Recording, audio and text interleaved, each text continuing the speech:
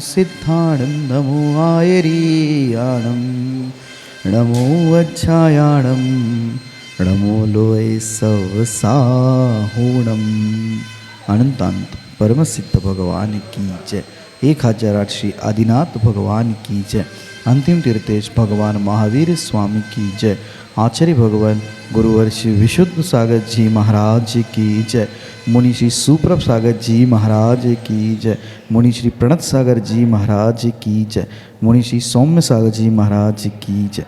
जय जन बंधुओं, आप हम सब यहाँ उपस्थित हुए हैं लोकप्रिय कार्यक्रम सम्यक समाधान के माध्यम के लिए। सम्यक समाधान एक ऐसा कार्यक्रम, एक ऐसा प्लेटफॉर्म, एक ऐसी सुविधा जिसके माध्यम से हम सभी लोग अपने मन में उठने वाले जो विकल्प है उन विकल्पों का सम्यक समाधान प्राप्त कर रहे हैं। और यह हमारा सभी का सौभाग्य है, परम सौभाग्य है कि साक्षात पंचम परमेष्ठी साधु परमेष्ठी के मुखारविंद से हम सभी लोग इस सम्यक समाधान कार्यक्रम का एवं अपने विकल्पों का सम्यक समाधान पान कर रहे हैं। कितने महान पल होते हैं जिस पल में अपने मन में उठने वाली जो अज्ञानता है, जो विकल्प है, उस विकल्पों का समाधान हमें प्राप्त होता है। और इस समाधान को देने वाले कोई नहीं, श्रवण मुनि सुप्रभ सागर जी है। मुनिषि के मुखारविंद से हम सभी लोग प्रतिदिन ये कार्यक्रम एवं सम्यक समाधान का पान करते हैं और अपने मन में उठने वाले विकल्पों का समाधान प्राप्त करते हैं। प्रतिदिन यह कार्यक्रम टीवी के माध्यम से, यूट्यूब के माध्यम से, फेसबुक के माध्यम से आप सभी तक पहुंचाया जाता है एवं उसके माध्यम से आप सभी लोग लाभान्वित भी हो रहे हैं और उनके माध्यम से आपके विकल्प भी हम तक पहुंच रहे हैं।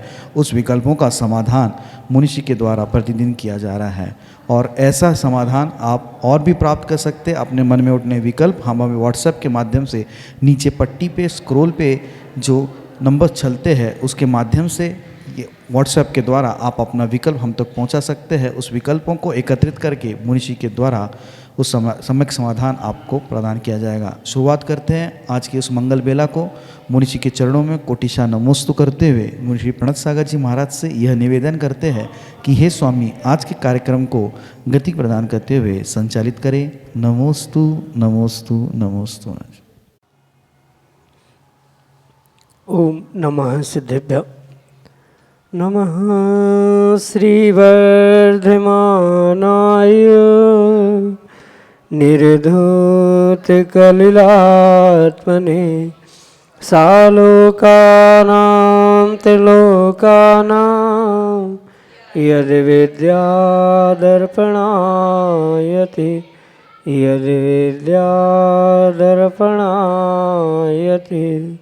पंच परमेष्ठी भगवान की, परम पूज्य आचार्य भगवंत गुरुवर विशुद्ध सागर जी मुनि महाराज की, परम पूज्य मुनि श्री सुप्रभ सागर जी महाराज की,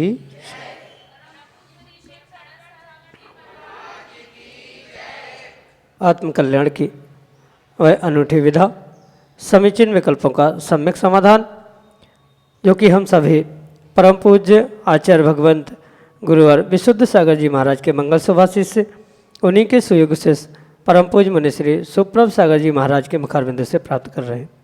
और वही सम्यक समाधान हमारे आत्म कल्याण के लिए कार्यकारी उपाय है। ऐसे उस प्रचना नाम के स्वाध्याय के रूप में प्राप्त वह सम्यक समाधान प्रारंभ करते हैं। और आज के पहले विकल्प के लिए डॉक्टर मगन जैन, श्रीमती चंदा जैन, आष्टा मध्य प्रदेश से महाराज श्री के श्री चरणों में सपरिवार कोटि कोटि नमोस्तु निवेदित करते हुए अपना समीचीन विकल्प रख रहे हैं कि महाराज जी, देवों में शुभ लेस्या होती है या अशुभ लेस्या? आगम में भवनत्रक में अंतर मुहूर्त तक कृष्ण, नील और कापोत लेस्या का उल्लेख मिलता है। हमारे समीचीन विकल्प का सम्यक समाधान करने की अनुकंपा करें। नमोस्तु महाराज जी, नमोस्तु। ओम नमः सिद्धम। परम पूज्य आचार्य भगवान गुरुवर विशुद्ध सागर जी महाराज की, परम पूज्य मुनि श्री सुप्रभ सागर जी महाराज की जय। आदित्य स्त्रीषु पीतांतलेशा, इस प्रकार का सूत्र देते हुए भगवान उमा स्वामी महाराज अपने तत्वार्थ सूत्र के चौथे अध्याय में उन देवों की लेशाओं का वर्णन करते, जो वहाँ सूत्र के माध्यम से आचार्य भगवंत ने उन देवों की लेशाओं का व्याख्यान किया है, वह सामान्य रूप से कथन स्वीकार करे। पर जो चतुर्निकाय के देव हैं, उन चतुर्निकाय के देवों में से जो विशेष भवनत्रय के रूप में स्वीकार किए जाते हैं, ज्योतिष, व्यंतर और भवनवासी, इन 3 प्रकार के देवों को भवनत्रय में स्वीकार किया जाता है। और सामान्य रूप से जो शुभ लेशाओं का वर्णन मिलता है वह वैमानिक देवों के ही निमित्त से मिलता है। इसलिए अगर चारों निकायों के देवों की अपेक्षा से लेशाओं का वर्णन समझे तो वहाँ पर ये स्पष्ट समझना होगा कि चारों निकाय के देवों की अपेक्षा से शुभ अशुभ दोनों भी लेशाएं होने की संभावना हो सकती। जो भवनत्रय के निमित्त से कृष्णनील कापोत लेशाओं का व्याख्यान किया है, ये भी परम सत्य है। और पीद पद्म शुक्ल जो शुभ लेशाओं का व्याख्यान किया है, वह विशेषता से वैमानिक देवों की अपेक्षा से समझने की आवश्यकता है। कथनचित कुछ अंशों में भले ही ये सिद्धांत है शुभ लेशाओं से ही देव होते हैं या देवों की शुभ लेशाएँ होती है, पर ये सामान्य कथन है। जब विशेष कथन का व्याख्यान होगा तो भवनत्रय के साथ साथ कुछ वैमानिक जीवों के भी यानी वैमानिक देवों के भी निमित्त से उन वैसी लेशाओं का व्याख्यान भी हमें समझने की आवश्यकता है। क्योंकि जैसे देवों की भी लेशा है, नारकियों की भी लेशा कही जाती है। नारकियों की भी सामान्य रूप से अशुभतर ही लेशाएँ होती है, पर फिर भी कथनचित कुछ विशेष पुण्यात्मा जीवों के नियोग से वह सिद्धांत के लिए कभी कभार अपवाद भी प्राप्त होता है। बिल्कुल देवों के भी निमित्त से ऐसा ही समझना। वैमानिक देव हो और विशेष करके जो भवनत्रयिक देव कहलाते हैं, ज्योतिष, व्यंतर और भवनवासी, इन 3 प्रकार के देवों के निमित्त से अशुभ लेशा हो, जो ये कथन प्राप्त होता है कि एक क्षण में उन अशुभतर लेशाओं को वह देव प्राप्त होते हैं, वो भी परम सत्य है। सूत्र में जो उमा स्वामी भगवान ने लिखा है वो भी सत्य है। दोनों को हमें अनेकांत से अवस्था विशेष, सामान्य विशेष कथन आदि आदि की अपेक्षा से भिन्न भिन्न प्रकार से परम सत्य ही स्वीकार करना होगा। यही आपके लिए सम्यक समाधान। श्रीमती विनीता जैन, विदिशा, मध्य प्रदेश से महाराज श्री के चरणों में बारंबार नमोस्तु निवेदित करते हुए अपना समीचीन प्रश्न रख रहे हैं कि महाराज जी, आजकल मंदिरों में भगवान के जन्म कल्याण के अवसर पर बलुआ रखा जाता है, उसमें नारियल बांटे जाते हैं, तो वह नारियल क्या हम मंदिर जी में चढ़ा सकते हैं? हमारे समीचीन विकल्प का सम्यक समाधान करने की अनुकंपा करें। नमोस्तु महाराज जी, नमोस्तु। बुल्लवा आदि के माध्यम से जो सामग्री बांटी जाती है वह पूर्ण रूप से आपको प्राप्त होने से आपकी ही कहलाई जाती है। किसी भी प्रकार से वह निर्माल्य नहीं है कि उसे प्राप्त करके आप चढ़ा नहीं सकते, ग्रहण नहीं कर सकते। वो एक बधाई के रूप में, खुशी के रूप में, एक सामग्री के रूप में भेंट में मिली हुई वस्तु है। भले ही वह श्रीफल कैसा ही किसी भी प्रकार का क्यों न हो, पर उस श्रीफल का आप जैसा चाहे वैसा प्रयोग कर सकते। मतलब आप उस श्रीफल को स्वयं ग्रहण करना चाहते हैं, खाना चाहते हैं तो खा भी सकते हैं। उसे भगवान को, देवशास्त्र गुरु को समर्पित करना चाहते हैं तो भी कर सकते हैं। इतना ही नहीं, आप किसी दूसरे व्यक्ति को पुनः बुलव्वे में या अन्य किसी निमित्त से भेंट करना चाहते हैं तो भी भेंट कर सकते हैं। उसमें किसी भी प्रकार से कोई दोष नहीं है। वह एक मांगलिक द्रव्य के रूप में प्रदान की गई आपकी सामग्री है। इसलिए ये अवश्य समझे कि वह मिला हुआ श्रीफल चाहे गीला, हरा भरा, सूखा किसी भी प्रकार का क्यों न हो, वह हमें अपने विवेक पूर्वक कार्य करते हुए सच्चे देवशास्त्र गुरु को समर्पित करने में कोई भी दोष नहीं है। वह सामग्री आपकी पूर्ण रूप से है, तो आप अपने विवेक से उसका समर्पण, उसका उपयोग जैसा चाहे कर सकते हैं, उसमें कोई दोष नहीं। यही आपके लिए सम्यक समाधान। अदिति जैन, सागर, मध्य प्रदेश से अगले समीचीन विकल्प के लिए। द्वय मुनि राजों के चरणों में कोटि कोटि नमोस्तु नमोस्तु नमोस्तु। महाराज जी, मेरी जिज्ञासा है कि सही पुण्यवान कौन है? वह जिसने पुण्य तो किया है, मतलब उसके पुण्य का उदय चल रहा है, पर उसमें वो पाप करते जा रहा है, या फिर वह जिसके पाप कर्म का उदय चल रहा है पर उसमें भी वह पुण्य की कर्म कर रहा है? तो सही पुण्यवान कौन हुआ? कृपया कर इस शंका का समाधान करें। नमोस्तु महाराज जी, नमोस्तु। पाप करने वाला कभी भी किसी भी प्रकार से पुण्यात्मा नहीं होता। भले ही वर्तमान में उसके तीव्र पुण्य का उदय चल रहा है, पर तीव्र पुण्य के उदय के निमित्त से अगर कोई व्यक्ति पाप कार्यों में, अशुभ कार्यों में संलग्न हो रहा है तो उसे पुण्यात्मा नहीं कहा जा सकता। भले ही वर्तमान में ऐसा ही देखने में मिलता है कि जिसके पास बहुत धन दौलत है, बहुत जिसके पुण्य का तीव्र उदय चल रहा है, उसे ही वर्तमान में पुण्यात्मा कहा जाता है, पर आगम के परिप्रेक्ष्य में अगर सत्यता समझे तो वह पुण्यात्मा नहीं है, अपितु पुण्यात्मा वो है जो आने वाले समय के लिए पुण्य कार्य को कर रहा है। जो पुण्यानुबंधी पाप कर रहा है, मतलब पुण्य के उदय में पाप कार्य को कर रहा है, वह कभी भी पुण्यात्मा हो ही नहीं सकता। भले ही व्यवहार में सामान्य रूप से जनमानस में यही प्रचलित है, पर ये वास्तविकता नहीं है। जो पुण्यानुबंधी पुण्य को ही प्राप्त करता है, मतलब पुण्य के उदय में उस पुण्य को पुण्य में लगाने का कार्य कर रहा है, या पाप के उदय में भी पुण्य कार्य करने का पुरुषार्थ कर रहा है, वास्तव में वही पुण्यात्मा हो सकता है। क्योंकि आज जो पुण्य का उदय दिख रहा है, जो अपने आप को उस पुण्य के उदय के निमित्त से पुण्यात्मा मान रहा है या लोगों के द्वारा पुण्यात्मा कहा जा रहा है, उसका तो पुण्य उदय में आकर खिरकर समाप्त हो गया। अब वह पुण्यात्मा किस बात का बचा? जो अगली पर्याय में यहाँ पुण्य शुभ कार्य करते हुए पुण्य ले जाता है, वही वास्तव में पुण्यात्मा हो सकता है।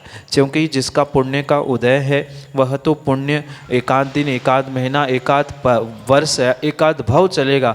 जैसे ही पुण्य समाप्त हो जाएगा, वह अगले पर्याय में वह जो पाप एकत्रित पुण्य के निमित्त से उसने किया है वह एक साथ उदय में आएगा, और नियम से वह करणानियों के सिद्धांत की अपेक्षा से पापात्मा ही है, वह पुण्यात्मा नहीं हो सकता।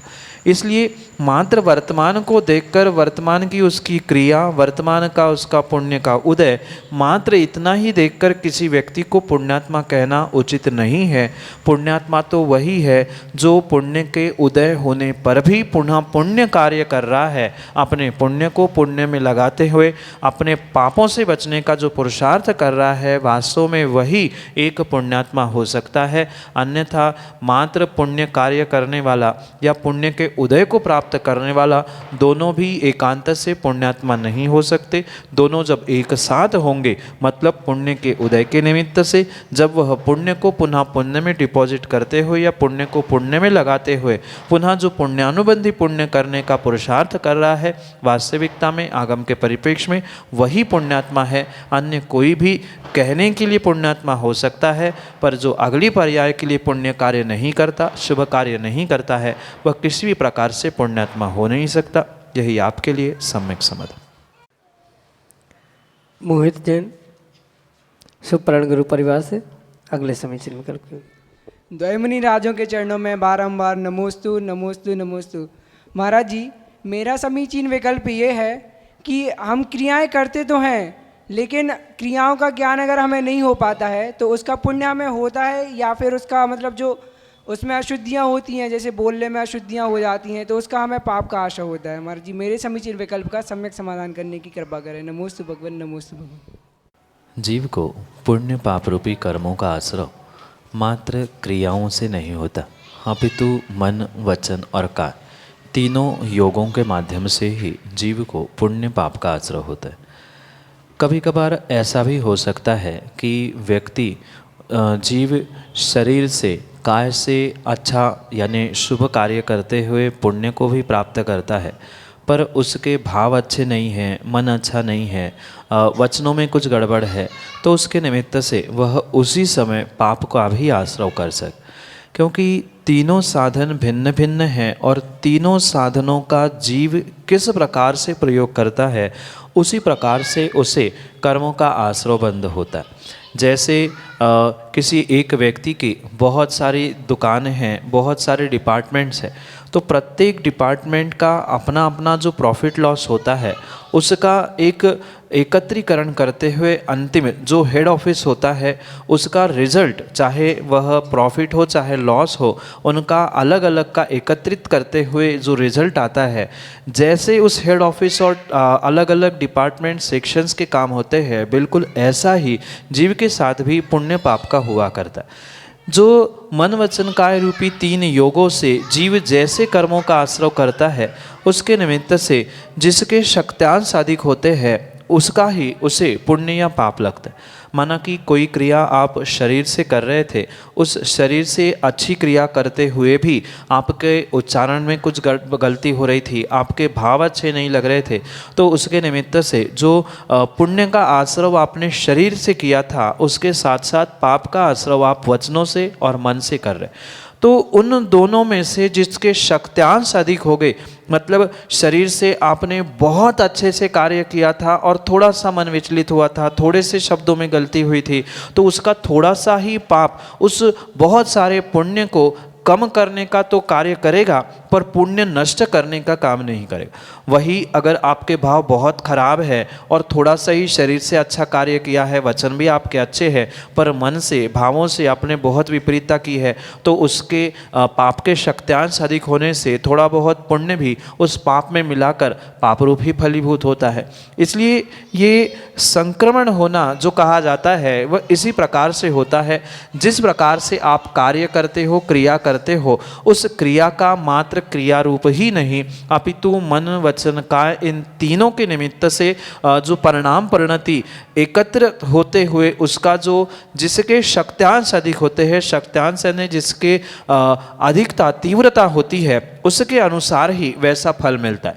इसलिए ज़रूरी नहीं है कि शरीर से शुभ कार्य करने वाले को हमेशा ही पुण्य का आश्रयबंध हो और ज़रूरी नहीं है शरीर के अशुभ करने वाले से भी हमेशा ही पाप का आश्रय हो। ये तीनों साधन किस प्रकार से कितनी तीव्रता से जीव प्रयोग में ला रहा है, परिणाम परिणति तीनों की कैसी कैसी है, उस पर ही ये अल्टीमेट रिजल्ट फाइनल किया जा सकता है कि किसके निमित्त से पुण्य मिला, किसके निमित्त से पाप मिला। फिर उन दोनों का परस्पर में साइमल्टेनियसली क्या होता है, कौन किसको कॉम्पेंसेट करता है या कौन किसके लिए कितने प्रभावशाली बनता है, इस पर उस व्यक्ति के उस क्रिया करने का रिजल्ट हो सकता है। इसलिए कोई भी कार्य, कोई भी क्रिया करते समय आप कम से कम अपने भावों को और उस क्रियाओं को अच्छे करने का प्रयास करें। भले ही कुछ पढ़ते समय कुछ उच्चारण में गलती हो रही हो, द्रव्य की शुद्धि नहीं बन पा रही हो, पर कम से कम सर्वोत्कृष्ट भावों की और मन की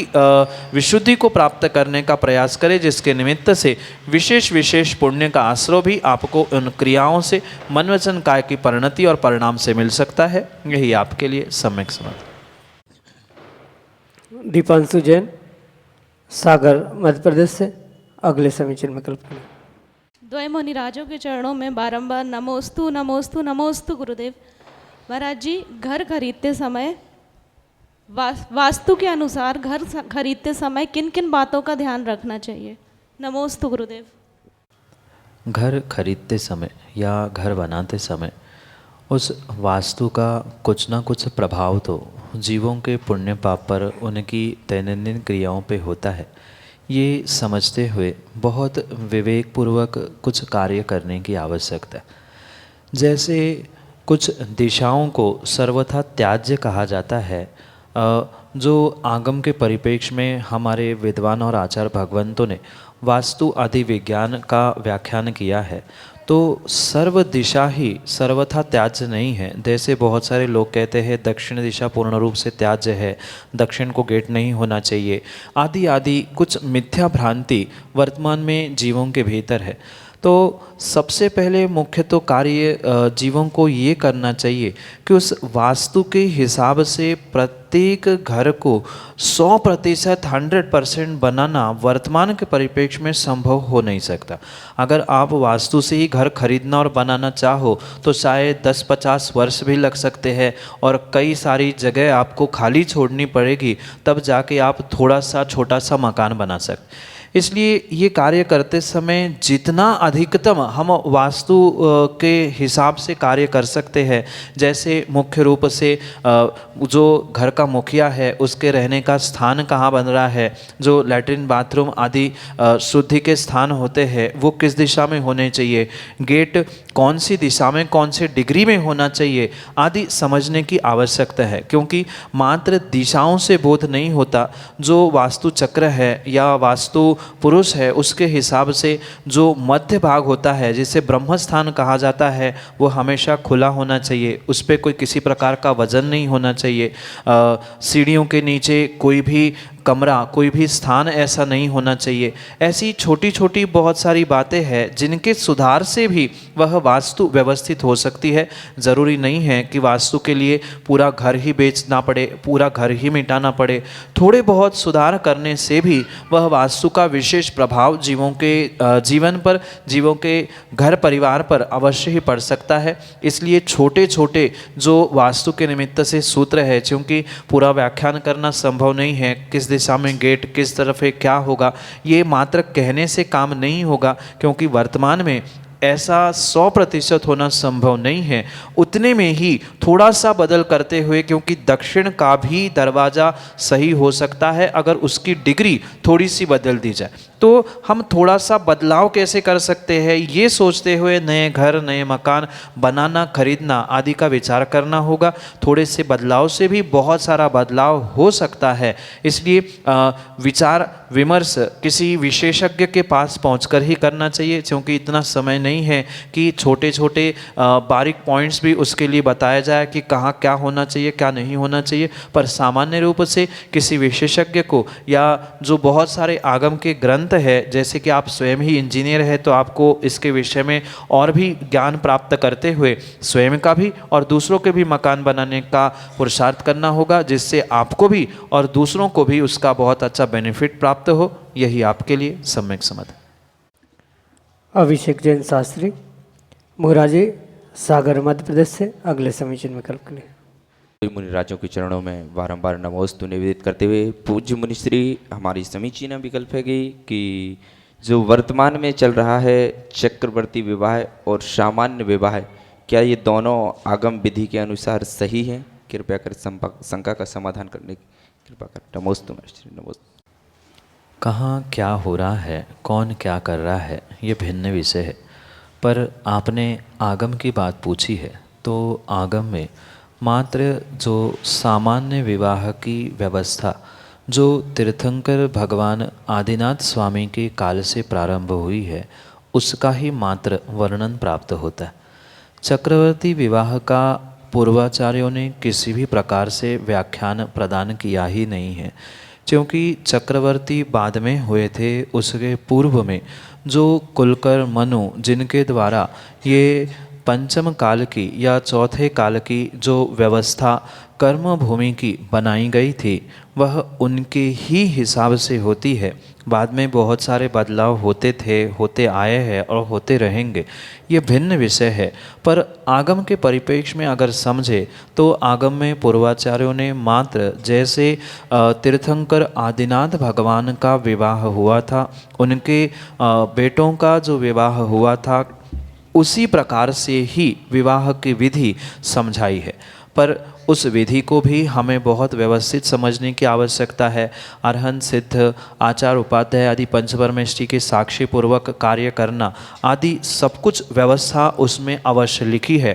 पर वर्तमान में जो इस चक्रवर्ती विवाह के नाम से या भौतिक विवाह संबंध आदि के निमित्त से जो हुवड़पना चल रहा है, जबकि जहाँ जिनवाणी यंत्र आदि भी विराजमान किए जाते हैं, तो वहाँ भी जो विपरीतताएं देखने में आ रही है, ऐसा किसी भी प्रकार से कोई भी प्रमाण आगम में प्राप्त नहीं होता।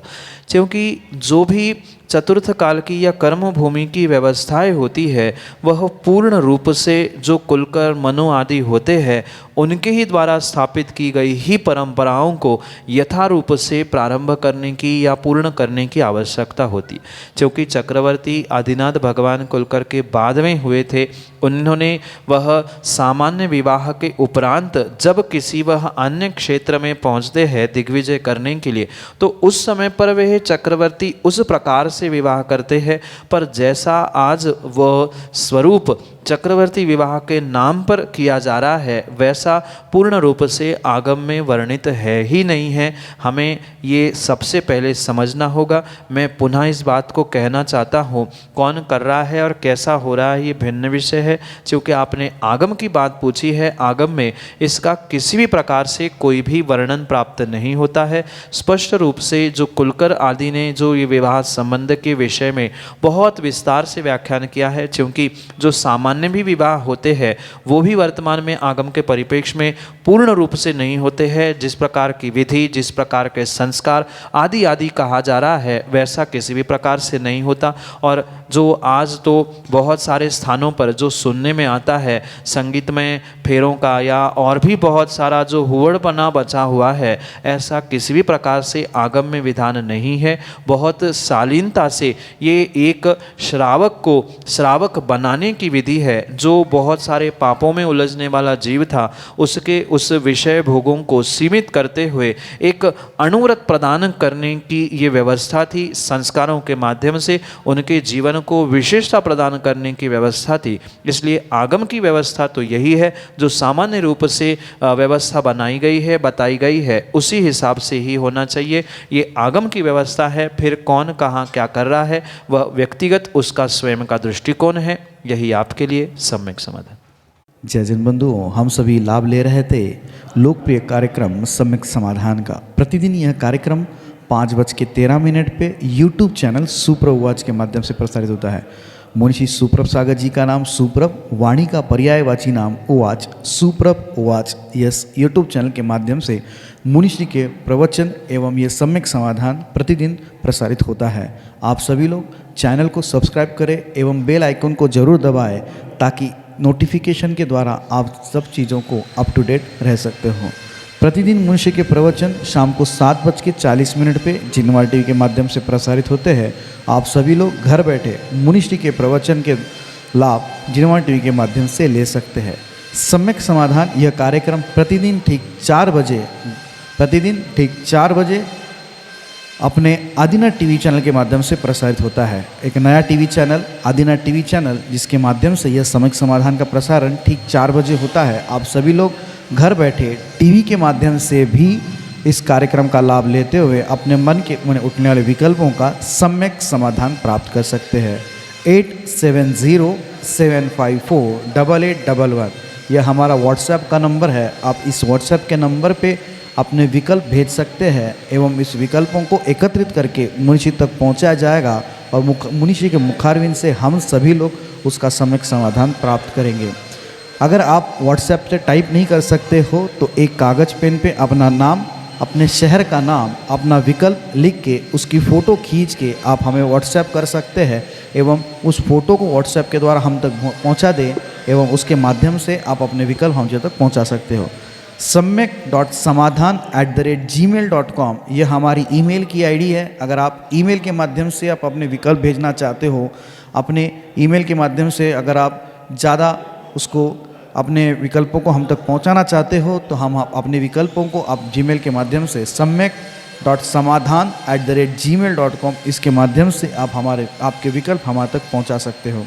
प्रतिदिन मुनिश्री के प्रवचन 2:30 पे आदिनाथ टीवी चैनल के माध्यम से भी प्रसारित होते हैं। आप सभी लोग आदिनाथ टीवी चैनल के माध्यम से भी मुनिश्री के प्रवचन का लाभ ले सकते हैं। आज के लिए इतना ही। ऐसे ही नाविन्यपूर्ण विकल्पों के साथ हम आप तक पहुंचते रहेंगे। तब तक आप देखते रहे सुप्रभ उवाच। आप सभी को जय जिनेंद्र मुनिश्री के चरणों में कोटिशा नमोस्तु नमोस्तु नमोस्तु।